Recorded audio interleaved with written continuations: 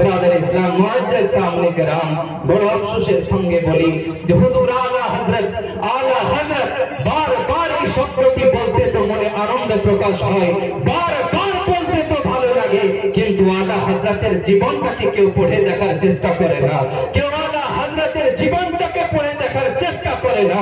আলা হযরত রাহমাতুল্লাহি আলাইহির বারগাহে একজন সৈয়দ সাহেব, একজন সৈয়দ জাদা যখন মুলাজিমাতের জন্য কাজের তালাশে এসে যখন কাজে জয়েন্ট নিলেন, হুজুর আলা হযরত জানতেন না যে ইনি ইনি শাহজাদায়ে বতুল রয়েছেন, উনি জানতেন না।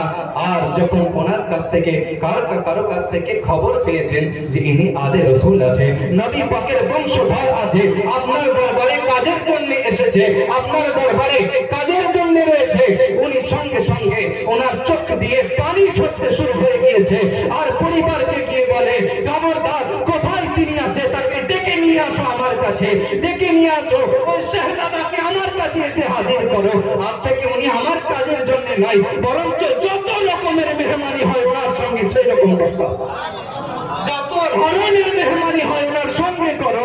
আর ওনার জন্য যে টাকা ভিক্ট করা হয়েছে সেই টাকা ওনাকে সময়ে সময়ে দিতেই থাকবে। আর যখন যেটা দরকার পড়বে ওনার জন্য আলাদাভাবে খাদিম রেখে দাও, ওনার জন্য আলাদাভাবে খাদিম রেখে দাও, যেন ওনার কোন রকম অসুবিধা না হয়। আলা হযরত বলতে সুবিধা, কিন্তু আলা হযরত হলেন কিভাবে? আলা হযরত হলেন কিভাবে? যখন হযরতদের এইরকম শাহজাদায়ে বতুলদের সঙ্গে মহব্বতে পরিপূর্ণ হয়ে গিয়েছে, সারা জামানা আলা হযরত বলতে শুরু করেছে। ব্রাদার ইসলাম মুআজ্জাজ সামিনে کرام, আজ আপনি আমি এই মাহফিলে উপস্থিত হয়েছি। আমি আয়াতে কারিমা তেলাওয়াত করেছিলাম, তার আগে দুই কলি আমি হাতে পাঠ পড়ি, আপনারা আমার সঙ্গে সঙ্গে পড়তে থাকেন। कि सोनारे मदीना, सोनारे मदीना बहुत दूरे, किंतु मदीना वाला अमर अंतरे, किंतु मदीना वाला अमर अंतरे। बोलना जी सोनारे मदीना কিন্তু মদিনা বালা আমার অন্তরে, কিন্তু মদিনা বালা আমার অন্তরে। আর যে দিয়েছে একবার সোনার মদিনা, যে দিয়েছে একবার সোনার মদিনা, খোরাইল না তার দিলেতে আর কোনো দুঃখ না বলে জিকির করে রে। সোনার মদিনা বহু দূরে, কিন্তু মদিনা বালা আমার অন্তরে।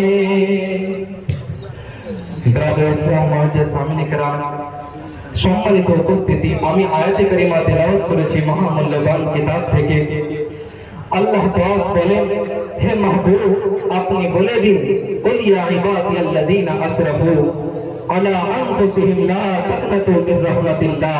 হে মাহবুব, হে আমার প্রিয় রাসূল আপনি বলে দিন, হে আমার ওই বান্দারা যারা নিজের জানের প্রতি জুলম করেছো, যারা নিজের উপরে যারা গুনাহতে লিপ্ত হয়ে গিয়েছো, যারা নিজেদের উপরে জুলম করেছো, অত্যাচার করেছো, তোমরা আমার রহমত থেকে নিরাশ হইও না, তোমরা আমার রহমত থেকে নিরাশ হইও না।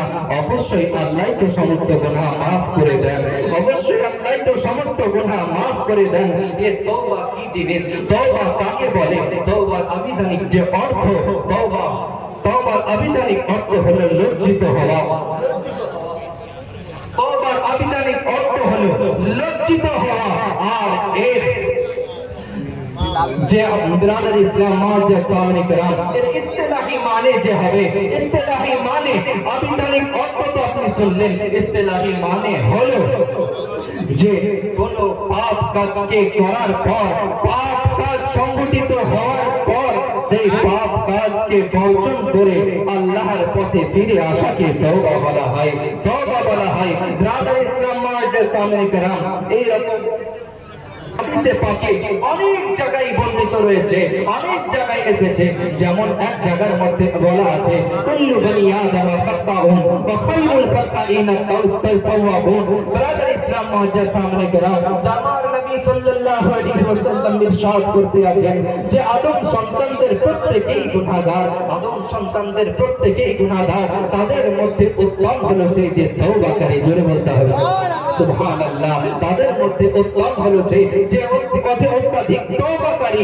ব্রাদার ইসলাম, এমনকি হাদিস শরীফের মধ্যে এসেছে, আত-তাইবু মিনাজ যামবি কামান লা যামবা লা, গুনাহ থেকে তওবাকারী এমন ব্যক্তির নাই যে সে যেন কোনদিনও কোনো গুনাহই করেনি। ব্রাদার ইসলাম মুআজ্জাজ সামিন کرام, আমি দু চারটি কথা বলি, আমি আমার বক্তব্য ইতি করব।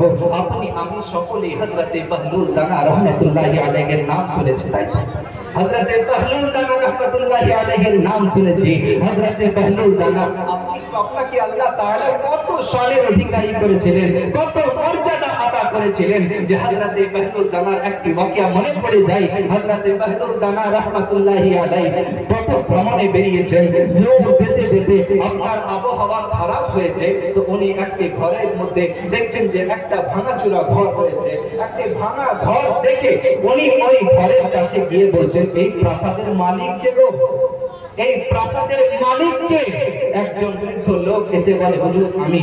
বলে, আচ্ছা তুমি এই প্রাসাদের মালিক, আচ্ছা এইরকম ক্যাচক্যাচ করে চারিদিক থেকে আওয়াজ কেন আসছে? এইরকম ক্যাচক্যাচ করে চারিদিকে আওয়াজ কেন আসে?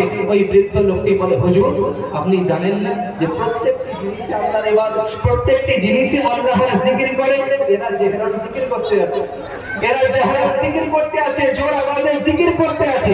হযরতে বাহলুল দানা রাহমাতুল্লাহি আলাইহি কত শানের অধিকারী ছিলেন, যে উনি সঙ্গে সঙ্গে নিজের পুটলি যেটা ছিলেন, নিজের সামানপত্রকে গুটিয়ে চলে যেতে আছেন। ওই বৃদ্ধ লোকটি জিজ্ঞাসা করে, হুজুর কি ব্যাপার, আপনি চলে কেন যেতে আছেন?